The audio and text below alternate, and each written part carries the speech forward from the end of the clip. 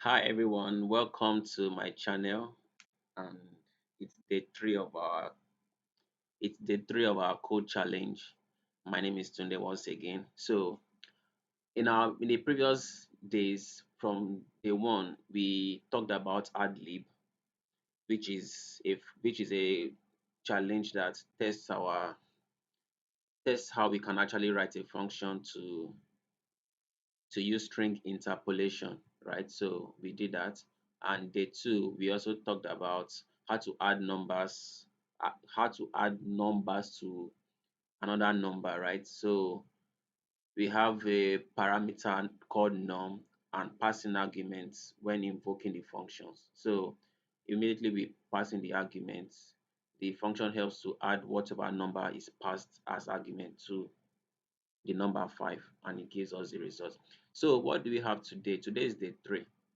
Okay, I hope we are all excited to be here today. So today is day 3 and let me fish out the question. Okay, so this is the question we have for day 3. It says divide by 3. So it says write a function divided by 3 that returns the passed in number argument divided by 3. So what this means is we are being asked to write a function, right?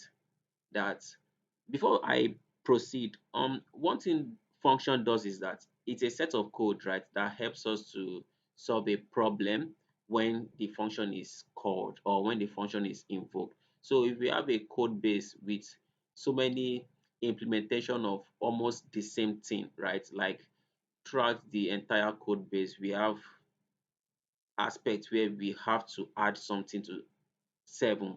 Just for example, we have to add so many things to 7, so many things to 7. So you can write a function, right, that could just result into 7, right? So we don't need to repeat steps so much. All we do is we write a function to make our steps short, right? So yeah, if you read this question, it says write a function divided by 3 that accepts a parameter called num and it returns the passed in number argument divided by 3. So after writing the function, we are going to place in arguments. We have argument 9, argument 15, argument 98. So that means that once we add in, once we pass in argument 9, right, the function automatically helps us to divide 9 by 3 because that's what the question says. It says we should divide all arguments by 3.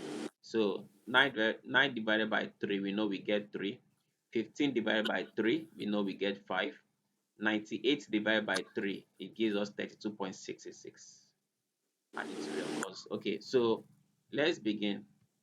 So writing a function in JavaScript, we begin with the function keyword. And this is what we call function declaration. So we have so many ways to, not so many ways, we have about 3 ways to write a function in JavaScript. We have the function declaration, function expression, and also we have the arrow function. So basically, most people use function declaration. Reason why is that function declaration on it can be accessed anywhere within the code base, right? So let me not go further on that. So that's one thing we should note because when you're writing function expression, you are writing the function as an expression. So there's a way there's a position you place the function that might not be able to be read by what you really want it to do. So many people use function declaration, and that's what we'll be using here. So we name our function divide by 3. So I write divide by 3 and I pass in a parameter called num and I write the curly braces. Okay, so the question says write a function divided by 3 that accepts a parameter num that returns the passed in number argument divided by 3. So what this means is that for every number that is passed in as an argument, such as 9, 15, and 98, they should be divided by 3. So we simply say num divided by 3, right? So this is this. But we still have one more step to carry. So what we need to do next is to write the return statement. because the return statement helps to place that value as the function, right? Whenever the function is called, the function gives the value that is attached to the return statement. So let's write return, and I think we are true. So when I save this and I hit on the play button, we should have 3, 5, and 32.6664 as our answer. Let's run it and see. I hope this works.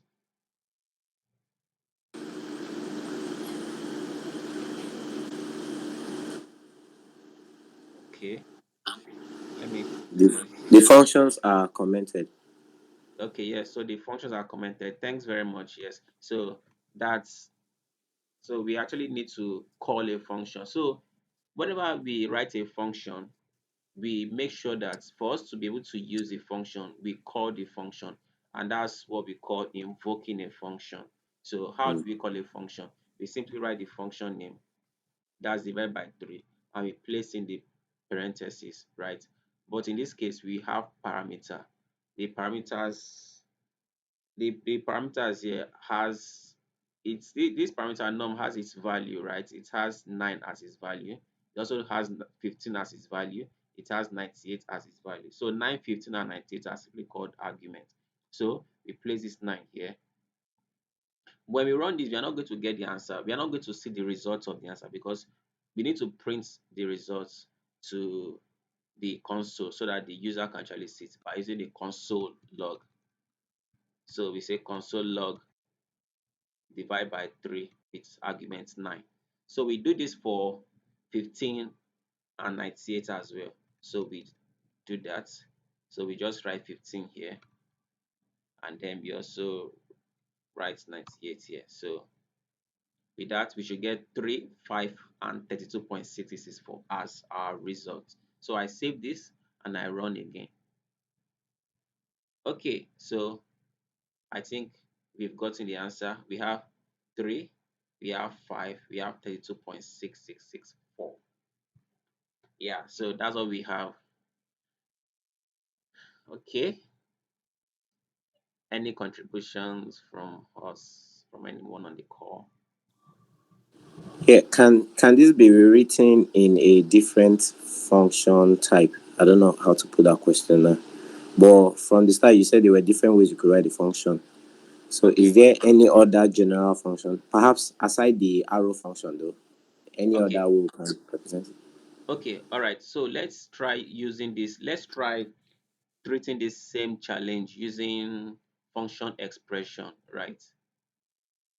So using the function expression, here is what we do. We use the const keyword and then give the function a name. We can just cut this from here, place this here, then say equals to function num.